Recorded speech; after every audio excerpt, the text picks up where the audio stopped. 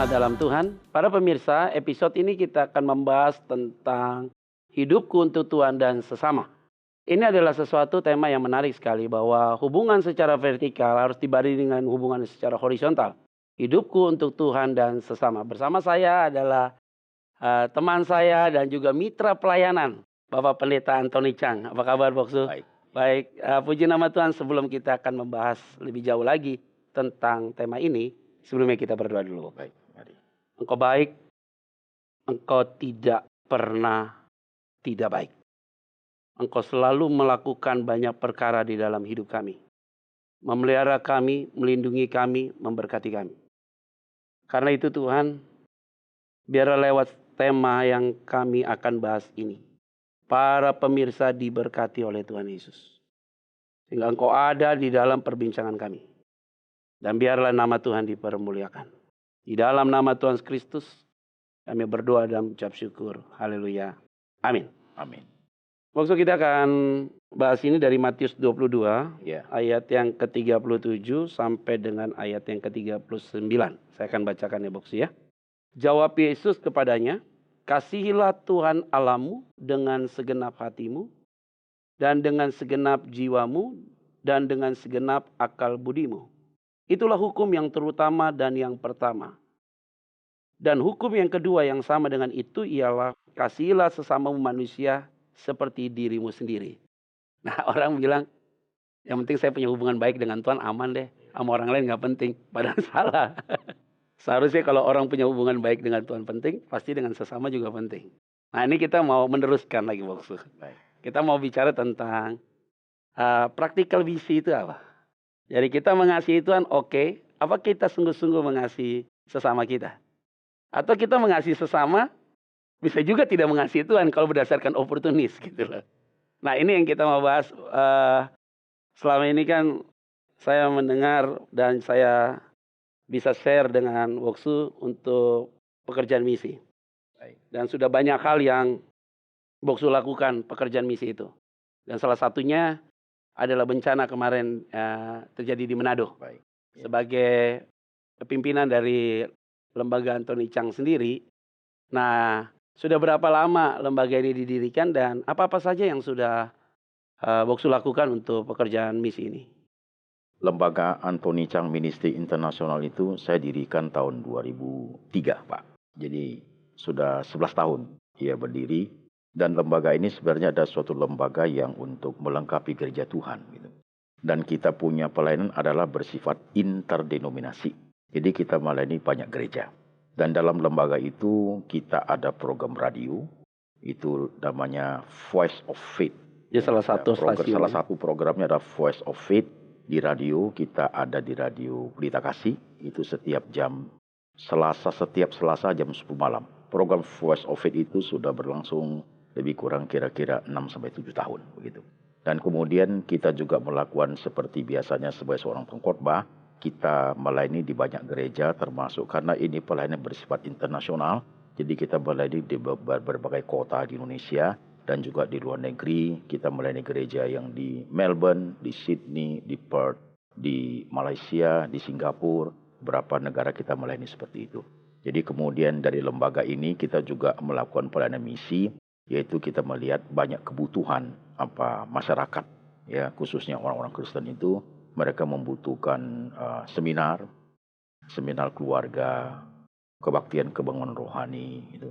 Apa yang gereja butuhkan kita datang untuk melayani.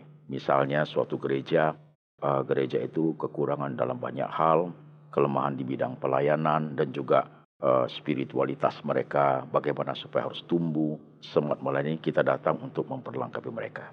Jadi itu misi sebenarnya adalah untuk meneguhkan, membina iman jemaat supaya mereka bisa survive dalam menghadapi hidup yang sulit ini, yang banyak persaingannya. Kemudian mereka diajarkan juga untuk supaya punya suatu jiwa misi dalam bergereja, jiwa misi sebagai seorang anak Tuhan, bagaimana seharusnya mereka hidup dan bagaimana seharusnya mereka memberi impact kepada di mana mereka hidup. Jadi tujuan daripada lembaga itu seperti itu dan sudah kita jalani kira-kira lebih kurang 11 tahun dalam pelayanan seperti itu. Oke, yang menarik ini ada hal yang Saya perlu bertanya dengan Boksu bahwa dalam melakukan pekerjaan misi ini dalam range 11 tahun, itu ada tidak, satu fase di mana kita ada rasa jenuh atau mungkin kita ada rasa, kayaknya saya ingin mengerjakan sendiri, tidak ada orang yang mau mendukung dan segala macam. Ada nggak fase-fase yang seperti itu yang Ya, dalam perjalanan lembaga yang kira-kira 11 tahun itu, fase-fase itu pasti ada, Pak. Jadi, fase itu kita lewati juga karena fase pertama kita menghadapi dari orang-orang tim saya sendiri karena mereka ingin mempunyai suatu cara penanganan di bidang finansial yang berbeda. Karena saya tidak menyetujui, maka mereka itu mengundurkan diri. Itu fase di mana saya harus berjuang sendiri.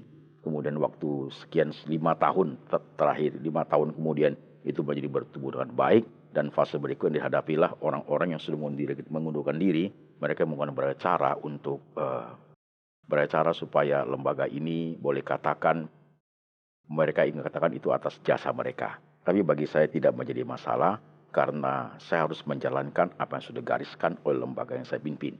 Jadi bagi siapa saja dalam lembaga itu mereka merasa tidak bisa bekerja sama, saya tidak kecil hati untuk mereka keluar dari lembaga begitu. Itu kira-kira fase seperti itu sudah terjadi waktu awal 3 tahun pertama. Tapi sekarang sudah mulai membaik. Nah itu proses yang harus kita lewati sebagai suatu lembaga. Bagaimana kita menyatukan misi, menyatukan visi begitu. Bisa mempunyai sehati, sepikir, sejiwa untuk melakukan pekerjaan. Tidaklah serta-merta akan terjadi seperti itu. nah, ya sehati sepikir sejiwa itu yang sering sekali Karena ada bisa masalah serius. kesulitan, benar gitu. Jadi setiap lembaga ataupun gereja Tuhan pasti menghadapi fase-fase yang demikian. Nah, tergantung kita bagaimana kita bisa menangani, kita bijak melewati, termasuk saudara-saudara yang sebagai pendiri gereja atau saudara menjadi founder daripada berbagai ministry yang ada. Hal demikian itu sudah biasa akan terjadi, Biasa Pak, ya. dilakukan. Oke, dari perjalanan misi yang sekarang dilakukan oleh lembaga Antoni Chang ini, yang saya mau pahami, saya mengerti, dasar berpijaknya sudah jelas tadi. Dan tingkat masalah pasti ada, secara khusus di lingkungan di dalamnya. Ya. Nah, apa-apa saja yang sudah dilakukan selain seminar, KKR, itu lebih kepada peningkatan spiritual, secara khusus untuk anak-anak Tuhan yang ada di berbagai daerah, bahkan di mancanegara. Nah, ada hal yang lain yang mungkin hari ini yang sedang dikerjakan yang begitu menguras waktu lah, sampai-sampai kayaknya harus meninggalkan ada beberapa pelayanan Ya. dan lebih fokus juga kepada hal-hal yang sekarang lebih urgent lah harus dikerjakan itu. Jadi para saudara-saudara yang mengikuti acara ini, sebenarnya bagi kita semua jelas. Kira-kira bulan Januari tanggal 15 itu terjadi suatu banjir bandang yang besar di Manado. Begitu. Jadi itu banjir bandang yang sangat besar, itu menciptakan kerugian sangat besar bagi masyarakat di sana. Khususnya mereka yang beragama Kristen. Gitu. Dan saya sendiri ketika melihat di situ, saya menyaksikan itu banjir bandang itu sangat berbahaya dan banyak sekali jiwa yang terhilang dan kemudian kerusakan rumah, kemudian itu rumah ibadah banyak yang hancur di bawah air. Jadi saya melihat ini merupakan suatu mission yang harus kita kerjakan lewat lembaga Antoni Chang Ministry Internasional begitu. Jadi kita datang ke sana. Pertama tentunya kita melayani orang. Ketika melayani bencana itu, saya dan lembaga yang saya pimpin itu, kita tidak ingin membantu dalam pengertian hanya menjadi penyalur, kemudian menitipkan kepada golongan A, golongan B. Kita tidak melakukan hal seperti itu. Jadi misi yang kita lakukan itu, kita melakukan mission itu adalah mission kepada kita bantu sampai kepada end user. Ya. Jadi on the spot begitu. Kita sampai kepada kita ingin turut merasakan apa yang mereka rasa. Kita ingin menyaksikan dari dekat, kita ingin berjabat tangan dengan mereka, melihat apa yang mereka alami. Jadi lembaga ini melakukan hal demikian, kita masuk ke setiap pelosok mereka, ke rumah-rumah mereka, ke bagian-bagian yang banjir, itu memang sangat memprihatinkan. Ya. Dan itu memerlukan dana yang sangat besar. Gitu. Harus diakui, ketika kita coba mengevaluasi hal seperti itu, banyak bantuan yang datang, tapi bantuan yang datang itu, sifat bantuan itu tidak besar bantuannya sebenarnya. Tapi dinyatakan sebagai sesuatu yang sangat besar, itu keliru. Gitu. Karena saya melihat kebutuhan itu sangat besar. Kalau kita datang hanya memberikan bantuan beras, atau kita memberikan bantuan makanan, itu bagi mereka mungkin hanya bisa bertahan 1-2 hari. Setelah itu selesai. Tapi kebutuhan mereka bukan sekadar hanya kebutuhan fisik, makanan yang mereka makan. Rumah mereka juga hancur. Ya. Rumah ibadah juga hancur. Mereka boleh dikatakan mereka mau berteriak pun tidak ada tenaga begitu. Nah, ini menjadi concern kita yang sangat besar terhadap hal demikian. Jadi juga ketika kita melihat kehidupan mereka seperti itu, kita juga coba melihat apa yang mereka lakukan in 3 months dari 3 bulan yang terjadi peristiwa itu. Mereka kalau ada bantuan yang datang, mereka akan sukacita sekali. Mereka datang mengambil sembako, ada bantuan dana mereka ambil. Tapi I see something beyond.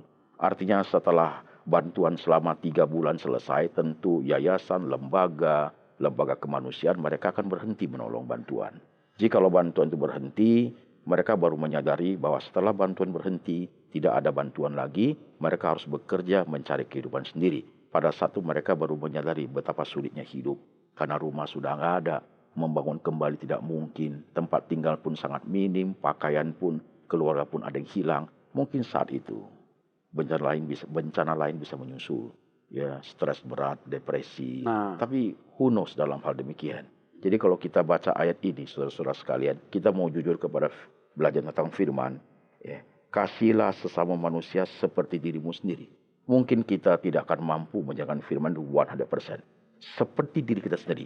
Tapi paling tidak kita bisa ikut merasakan apa yang mereka rasakan. Ada hati untuk mereka menjalankan suatu mission di mana kita melihat kebutuhan mereka yang paling hakiki itu mereka tidak dapat begitu.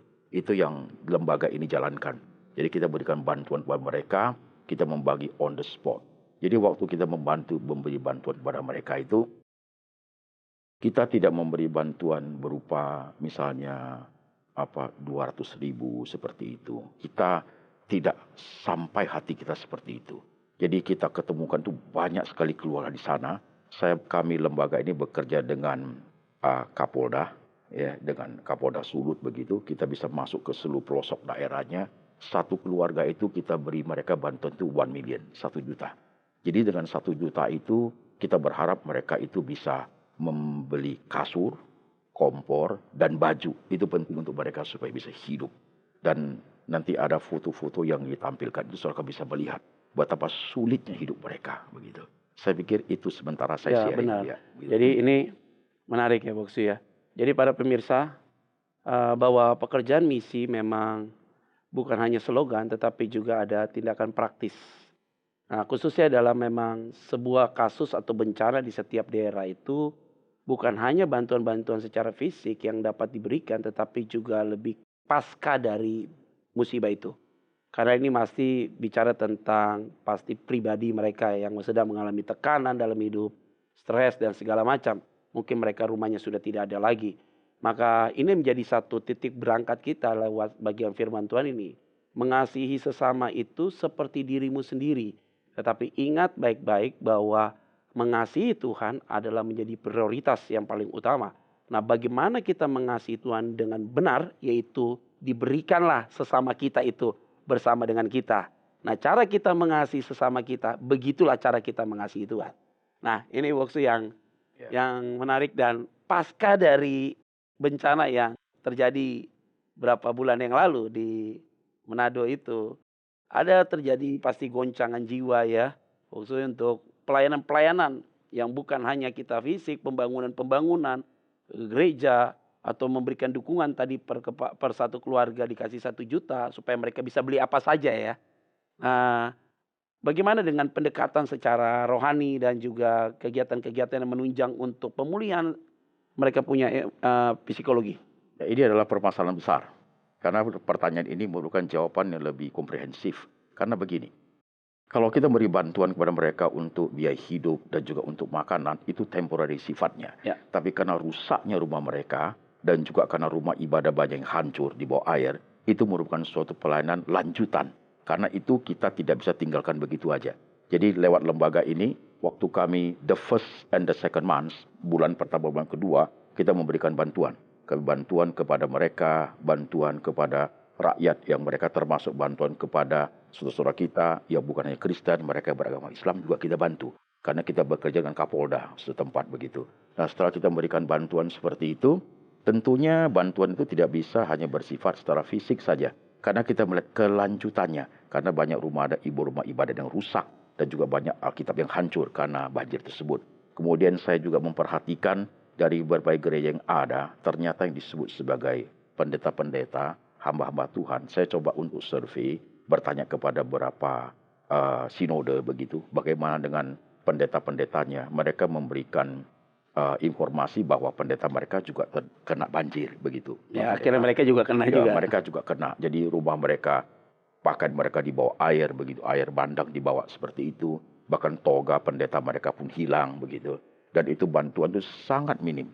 Dan saya berpikir, jikalau pendeta-pendeta seperti itu, mereka harus melayani umat yang rumahnya sudah hancur. Padahal mereka sendiri juga mengalami kehancuran seperti itu. Bagaimana mereka bisa menolong. Dan untuk seorang hamba Tuhan, untuk mereka untuk meminta, ternyata itu tidak mudah. Karena jemaat mereka juga terkena lebih parah begitu. Maka waktu itu saya bertemu dengan ketua sinode dari salah satu gereja di sana, Gebim gitu ya. Saya ketemu dengan mereka, saya kumpulkan, kira-kira saya tanya ada berapa pendeta yang terkena dampak banjir seperti itu. Kira-kira ada 30 pendeta. Kita kumpulkan, kita bagi mereka santunan yang cukup begitu supaya mereka itu bisa survive sehingga mereka bisa melayani umat. Itu bagian daripada yang kita lakukan seperti itu. Kemudian yang tadi yang kita lanjutkan, yang kita bicarakan, jadi bantuan tidak hanya berupa dana, tapi ada suatu bantuan yang harus berkesinambungan. Artinya kebutuhan yang paling dasar yang harus mereka dapati begitu. Satu, rumah ibadah. Karena rumah ibadah itu hancur, kalau rumah mereka sudah rusak, mereka harus sembahyang dulu. Tapi tempat sembahyang nggak ada karena sudah dibawa air begitu. Kedua, bagian Alkitab yang mereka punya banyak juga rusak karena air begitu. Jadi waktu kita sudah memberikan bantuan selama bulan pertama dan bulan kedua, bulan ketiga saya melihat ada hal-hal yang harus dikerjakan lebih serius begitu. Karena harus ada dibangun kembali gereja-gereja Tuhan yang rusak gitu. Jadi saya bertemu dengan salah satu sinode daripada gereja mana yang rusak, saya mendapat informasi. Misalnya ada satu gereja yang rusak karena sudah dibawa air gerejanya. Tinggal spanduk. Nanti saudara bisa melihat di foto, gereja itu kita bangun kembali. Tapi karena tidak boleh dibangun di pinggir kali, kita bangun ke daerah dataran yang lebih tinggi, kita bangun kembali full gerejanya, kita bangun semuanya kembali, kemudian kita bangun pastori di belakang, supaya jemaat itu bisa beribadah di situ. Ini bukan salah satu contoh satu gereja. Kita telusuri ada beberapa gereja yang akan kita bangun juga untuk rusak seperti itu. Dan kita sudah berbicara dengan mereka, kita sudah masuk di koran di Manado, supaya ada informasi yang bisa diberikan pada kita. Kita akan membantu gereja-gereja Tuhan yang rusak karena banjir. Dan itu dikembalikan ke gereja lokal. Ya, itu yang kita bicarakan waktu di episode mengenai mission. Jadi gereja itu setelah kita bantu, setelah kita dirikan, semuanya menjadi bagus begitu, kita kembali kepada gereja. Gereja itu kembali kepada sinode gereja setempat. Dan itu menjadi milik daripada sinode gereja setempat. Dan tidak pernah menjadi milik lembaga. Nah, ini menarik. Seperti episode yang lalu, kita bahas tentang amanat agung. Maka memang yang paling penting pekerjaan misi itu bukan untuk membesarkan diri. Tetapi bagaimana kita bisa menjadi berkat buat orang di luar kita. Tetapi bukan mengambil sebuah kepentingan buat diri kita. Dan ini yang sudah dikerjakan oleh lembaga ini untuk dapat memberikan sebuah dukungan-dukungan. Supaya gereja-gereja yang lokal-lokal itu juga dapat recovery. Secara gedung tetapi juga masalah jemaatnya juga paling penting untuk masalah kebutuhan rohani mereka maupun psikologi mereka. Nah, ada kendala tidak waktu dalam menjalankan misi ini? Menjalankan misi beberapa kendala yang besar ada. Karena pertama pasti menyangkut masalah finansial. Karena kalau membantu kerusakan itu besar, itu pasti memerlukan dana yang besar begitu ya. Dan lembaga ini lembaga yang cukup bisa dipercaya di internasional maupun nasional begitu. Sehingga gereja Tuhan bisa lewat lembaga ini untuk membantu mereka. Nah, yang kemudian bagian kedua yang harus kita pikirkan dalam mission adalah ketika kita melihat tempat yang banjir itu, pertama kita melihat kerusakannya, kedua kita coba menanganinya, ketiga kita melihat bagian-bagian rumah ibadah harus kita tangani, keempat kita melihat Alkitab yang sudah sangat banyak hancur karena jemaat majority mereka itu Kristen. Itu mereka, bagaimana mereka bisa mengenal firman kalau Alkitab itu mereka tidak mampu memilikinya gitu. Dan untuk lembaga Antonian Ministry Internasional itu memikir sesuatu yang lebih jauh ke sana. Karena kita melihat perkembangan dari gereja Kristen di situ, itu sudah menjadi suatu ikon untuk kota Indonesia. Gitu ya. Karena majority orang Kristen. 10 kilometer, 1 kilometer ada satu gereja di situ gitu. Kita memberikan keseriusan ke depan adalah karena setelah bencana orang akan mengatakan itu adalah hukuman dari Tuhan, kan begitu ya Pak? Ya. Tapi saya boleh mengatakan tidak semuanya benar. Itu bukan suatu cara Tuhan bekerja. Jadi after disaster mungkin ada perubahan besar bagi kota Manado dengan rakyat di dalamnya. Jadi saya melihat suatu perubahan yang besar itu harus dibandingkan dengan suatu tindakan yang konkret begitu. Jadi lembaga Anthony Chang Ministry Internasional akan menyediakan Alkitab begitu untuk mereka. Kita akan supply Alkitab mereka. Berapa banyak tuh Boksu? Kita akan supply Alkitab karena waktu kita berbicara mau menyuplai Alkitab kepada mereka itu, kita melihat kebutuhannya sekitar 5.000 Alkitab. Tapi setelah saya teliti dari satu kota ke kota-kota di Manado itu, melihat perkembangannya dan kehidupan society Kristennya begitu, suatu tindakan misi harus konkret sebenarnya. Melihat kebutuhan yang urgent, ya, kemampuan untuk melihat selanjutnya mesti seperti apa. Saya melihat setelah disaster demikian, itu harus ada suatu big awakening. Harus ada suatu kebangunan rohani yang besar. Ya. Jadi saya melihat kebangunan rohani itu harus terjadi. Karena setelah disaster ini. Jadi kita tunggu timing. Setelah selesai nanti pesta politik di Indonesia. Gitu kira-kira 5 bulan ke depan. Kita akan buat suatu kebaktian kebangunan rohani akbar di situ.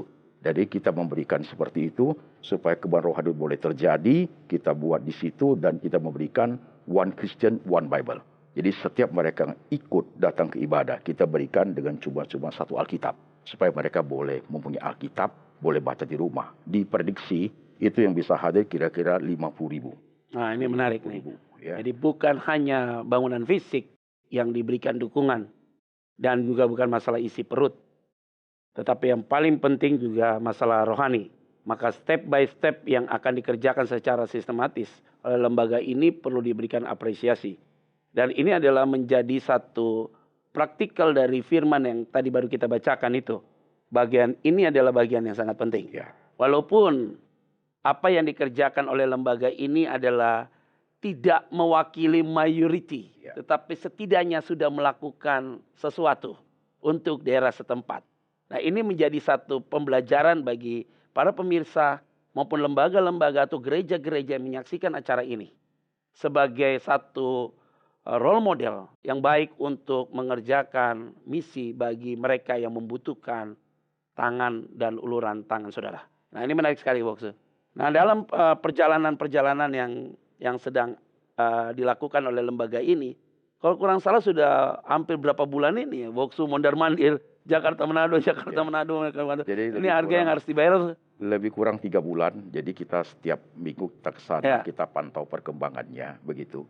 Jadi karena suatu kebaktian rohani yang besar memerlukan suatu persiapan yang besar. Karena kita akan memasukkan 50.000 Alkitab ke sana.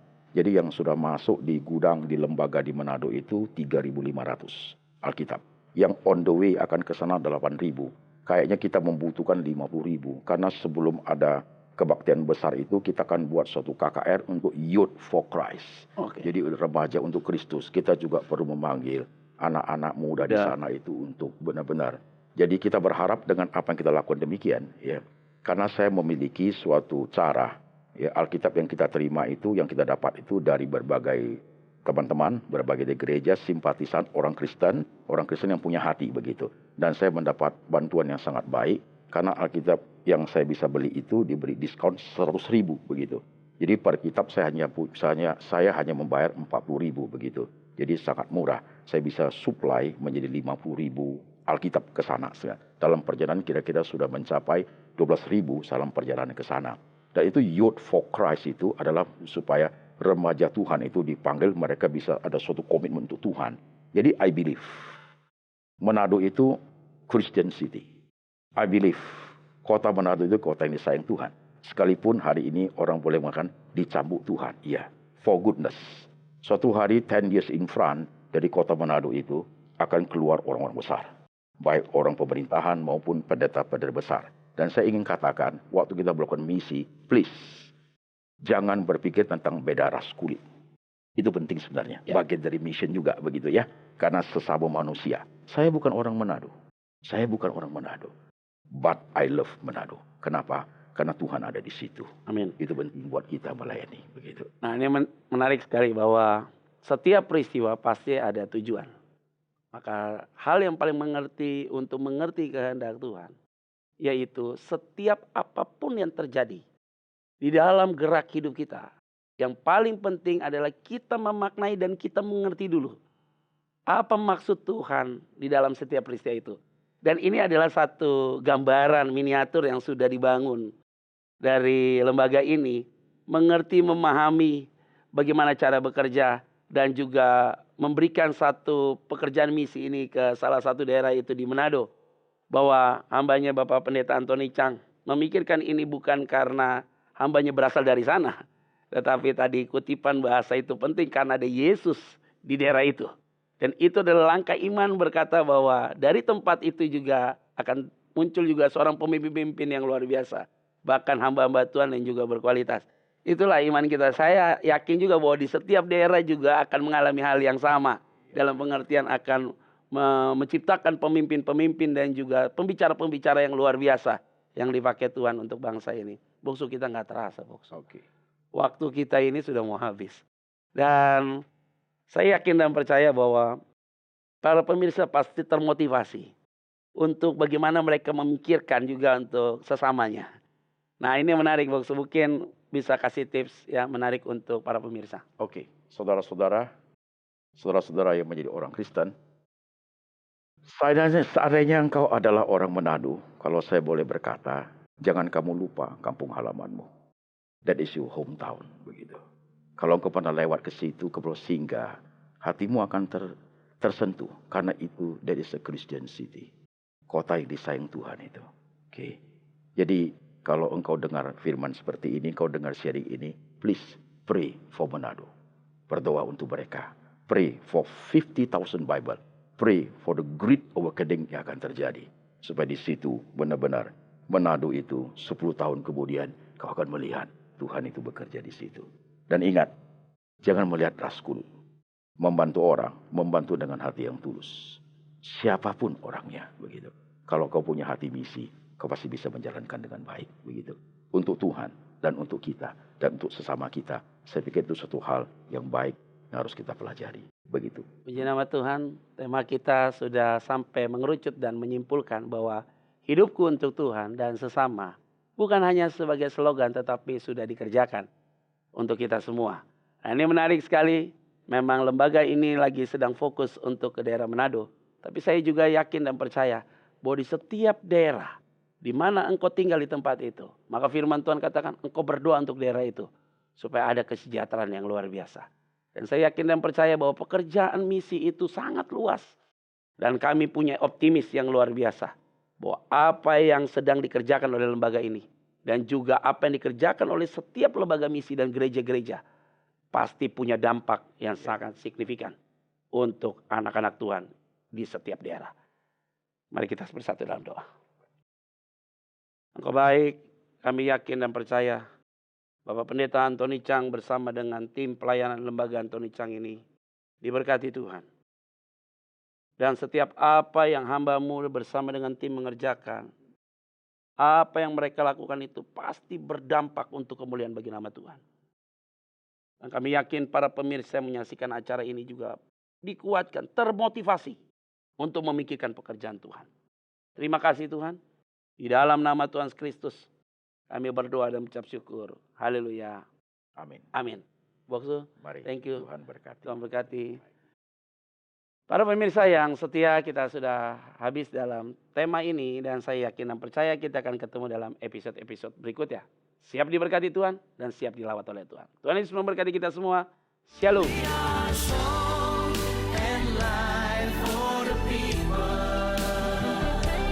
Diberkati untuk menjadi